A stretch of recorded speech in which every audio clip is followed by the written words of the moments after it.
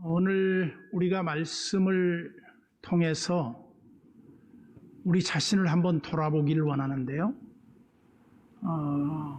오늘은 교리 부분에 대한 것을 우리가 잊기 쉬운데, 교리가 뭐냐? 우리 장로교 교리는 구원의 근거를 나에게 두지 않고 하나님께 둡니다.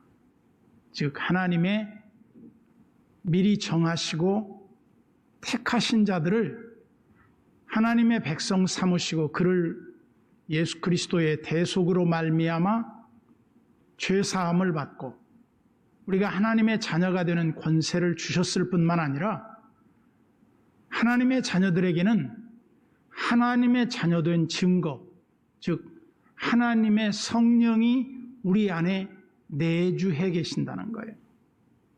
성령이 내주하신다는 말은 내 안에 항상 살아계신다는 말이에요.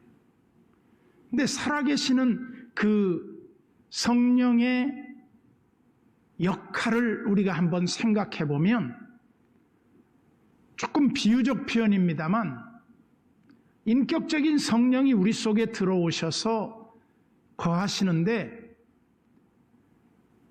너무 숨이 막혀 답답해 죽고 있는 그런 성령의 무기력함을 드러낼 수밖에 없는 삶이 있고, 또 하나는 내 속에 성령이 왕성하게 활동을 해서 하나님의 인격적 열매가 내 삶 속으로 영향을 미쳐서 열매를 맺게 하는 그런 결과를 초래할 수도 있다 이겁니다.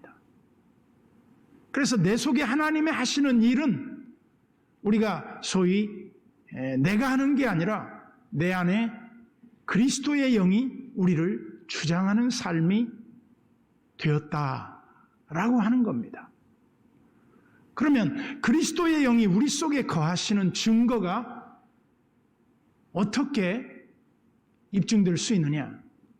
이에 대한 성경적인 가르침을 보면, 성경은 계속해서 우리에게 깨우침을 주는데, 어떤 깨우침을 주느냐면, 우리 구원에 있어서 성령의 역할이 뭐냐 하면, 우리를 하나님이 구원하신 이후에 영원한 생명에 들어가기까지 성령이 우리 속에서 계속 역사해요.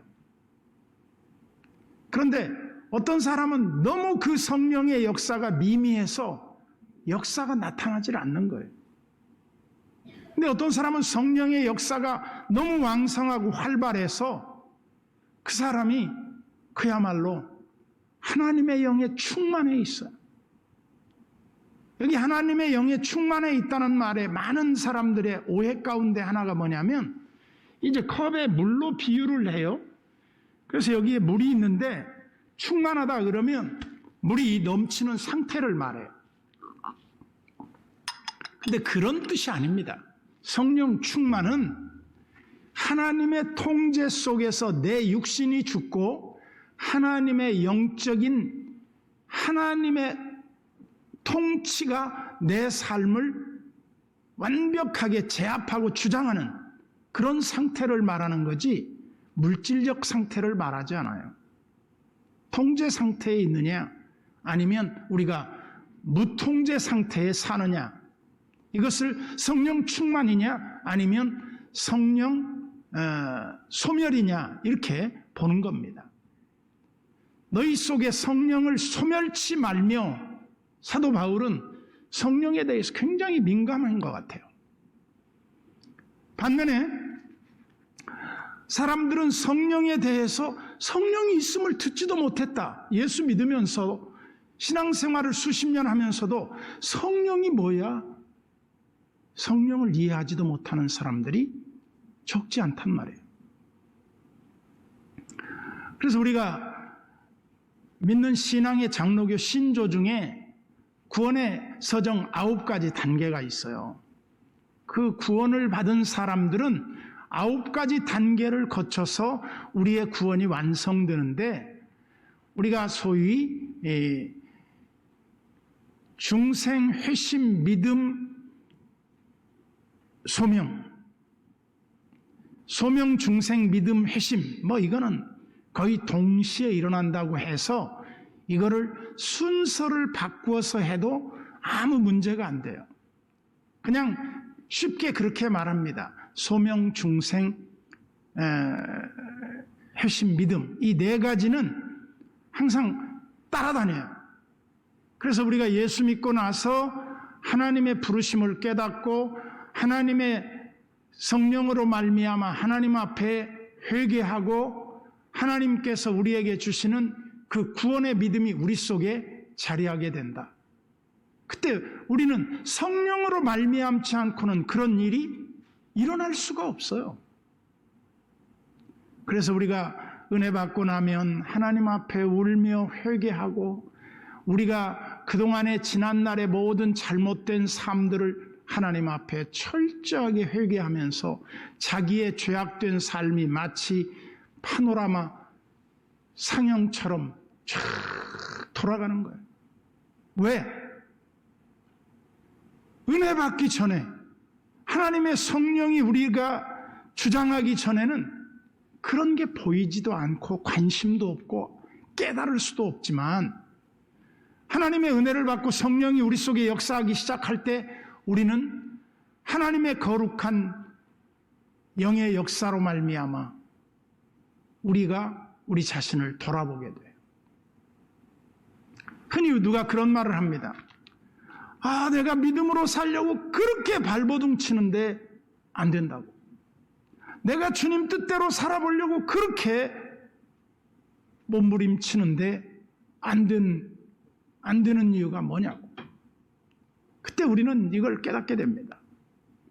사람으로서는 할 수 없지만 하나님께서 하시면 모든 것을 다 하실 수 있다. 그러면서 동시에 우리는 예수님께서 우리들에게 성령을 이해시키는데 요한복음 제17장부터 그 대제사장의 기도문이 나와요. 그러면서 예수님께서 내가 너희들을 떠나가는 것이 유익하다 그래요. 그러니까 제자들은 굉장히 불안했죠. 주님이 떠나시다니요. 우리와 함께 계셔야죠. 아니야.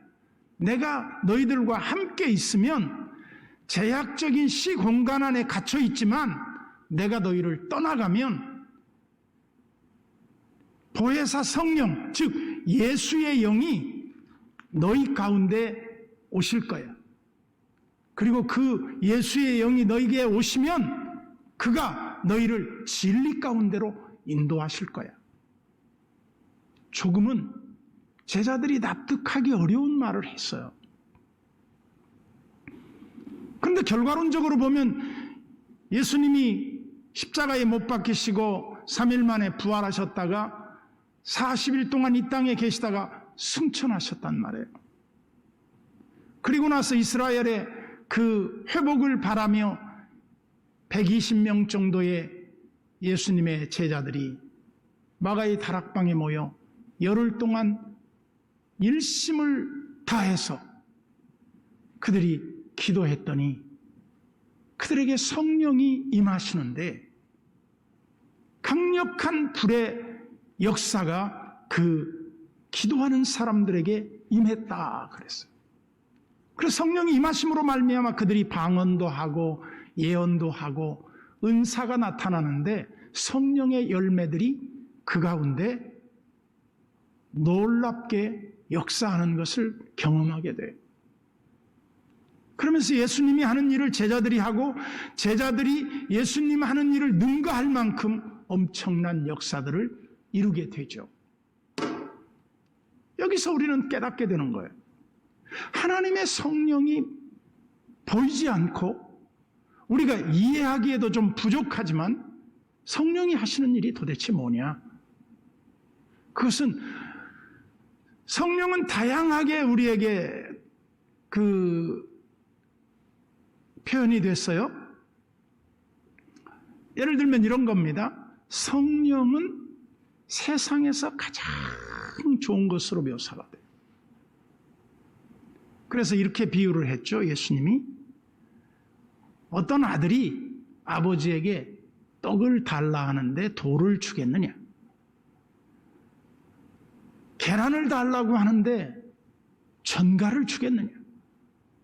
생선을 달라 하는데 독사, 이 뱀을 주겠느냐? 하물며 하나님이 그 사랑하시는 자녀들이 구하는 성령을 주시지 않겠느냐? 이렇게 말했어요. 근데 거기에서는 성령을 무엇으로 말하냐면 세상에서 가장 좋은 것, 그게 성령이다. 근데 여러분, 우리가 생각할 때 성령이 가장 좋은 것으로 느껴집니까? 성령에 대해서 관심이 없어요. 그렇게 좋은 거라면 우리가 성령을 얼마나 구해야 되겠냐 이 말이에요. 그런데 놀랍게도 성령을 구하지 않는 거예요. 왜 성령을 구하지 않습니까? 하나님의 일에 관심이 없기 때문이에요. 하나님의 통치에 관심이 없기 때문이에요. 너희는 먼저 그의 나라와 그의 의를 구하라. 그리하면 이 모든 것을 너희에게 더하시리라. 약속이에요. 그런데 우리가 성령을 구한 지가 언제입니까? 여러분들이 한번 구체적으로 생각을 해보세요. 성령님 내게 오셔서 나를 다스리시고 나를 통치하시사 하나님의 성령의 일이 내게서 이루어지는 것을 보고 싶습니다. 안 구해요, 안 구해요. 무관심해요. 사람으로서는 할 수 없지만 성령이 우리에게 오시면 모든 게 가능해지는데도 불구하고 성령을 구하지 않는다 이 말이에요. 백방으로 노력을 다해도 안 되는 거예요. 근데 성령이 우리에게 임하시면 우리가 권능을 받고 하나님 나라의 일에 중추적인 역할을 감당하게 돼요. 그 사람이 역사의 중심 무대에 서는 거죠.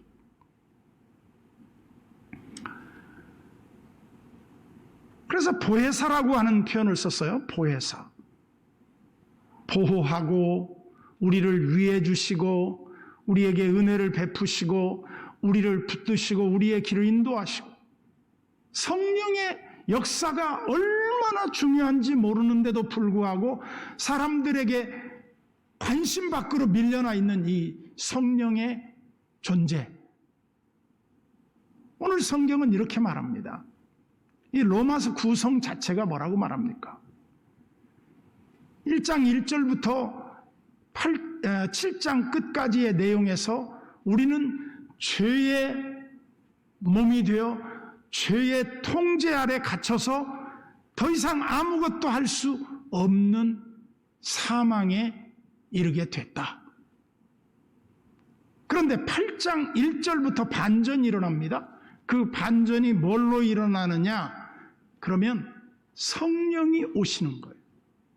이 구원의 역사에서 성령이 오심으로 말미암아 우리에게서 어떤 일이 일어나는가? 성령은 하나님의 신령한 영으로서 우리를 살리시는 거예요. 그리고 우리를 진리 가운데로 인도하시는 거예요. 그리고 성령은 우리로 하여금 예수님의 가르침을 생각나게 해요. 그래서 죄에 대하여, 의에 대하여, 심판에 대하여 생각하게 하신다. 성령이 오심으로 말미암아 우리는 우리가 잊었던 그 잘못된 내 육신적 생각에 사로잡혀 살던 삶이 얼마나 죄악된 것인가를 깨닫게 돼요. 그 죄에 대해서 생각을 해요. 그러면서 여러분들이 가장 그 쉬운 예로 이렇게 생각할 수 있습니다. 내가 하나님 뜻대로 살려고 애쓰는데 안 돼요. 내가 하나님 뜻대로 살려고 하는데 왜 나는 이렇게 좌절감 속에 하나님의 뜻과는 거리가 먼 결과를 내가 맞닥뜨려야 하는가? 철저한 자기 절망감에 빠질 때가 있어요. 그때 우리는 뭘 생각합니까? 내가 안 되고 있는 그것 자체가 하나님의 내 속에서의 역사라고 보는 거예요. 여러분, 우리가 그 은혜의 비밀을 알아야 돼요. 우리 신앙 고백의 핵심이 무엇입니까? 내가 아닌 하나님의 역사가 나에게 왔어요, 이거예요. 하나님이 나를 이렇게 이루어 가셨어요. 이거 아니에요? 이걸 드러내는 게 간증이에요. 그러면 여러분들에게 물어보고 싶어요. 하나님이 여러분들을 성령으로 찾아오셔서 여러분들은 어떻게 변하셨는가? 이 변화가 없다면 여러분들은 하나님의 사람이 아니며 하나님께 버림받은 자다. 하나님의 사람이 아니고 하나님께 버림받은 자라면 우리가 예수 믿을 필요가 뭐 있어요? 아무 의미가 없는 거죠. 그래서 구원의 사정 9가지 단계의 소명, 중생, 회심, 믿음 다음에 뭐가 일어납니까? 그 다음에 의롭다 하심. 여기까지도 거의 동시에 일어나요. 중생 받고 회심하고 부름받은 모든 하나님의 백성들은 하나님의 자녀라고 하는 의롭다함을 받아요. 그러면서 뭐라고 말해요? 내가 오늘날 너를 낳았도다. 너는 내 아들이라. 하나님의 양자로 우리가 입적이 되는 거예요. 하나님의 양자들. 그래서 하나님의 양자는 하늘의 유업을 상속받을 수 있는 하늘의 시민권을 부여받게 됐다 이 말이에요. 이양용 선교사님이 문자를 보냈더라고요. 목사님, 이제 5년짜리 영주권을 신청하게 됐습니다. 곧 결과가 나올 것 같습니다.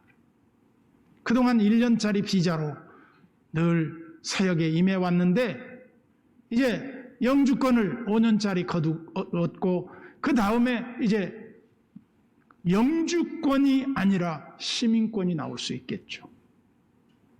근데 우리는 이미 영주권을 받은 게 아니라 하늘의 시민권을 받았다. 사도 바울이 그렇게 표현을 했어요. 그런데 하늘의 시민권을 받은 사람들이 하늘의 일을 생각하지 않고 하늘을 위해 살지 않고 땅의 일만 생각하고 땅을 위해 산다. 참 어쩐 때는 우리 자신이 부끄러워요. 그렇지 않습니까? 야, 이게 뭐 하는 거야? 우리의 육신의 장막집이 다 무너질 때 하늘에 영원한 집, 무너지지 않는 집, 다시 수리가 필요 없는 집, 주와 함께 영원한 생명을 누리게 되는 그 집에 살 그때를 바라봐야 되는데 이 땅이 너무 좋아져 버렸다. 이 땅이 너무나 우리에게 주는 매력이 많아졌다. 여러분, 이거 마귀의 일 아닙니까? 하늘의 소망을 잃어버리게 하는 거예요.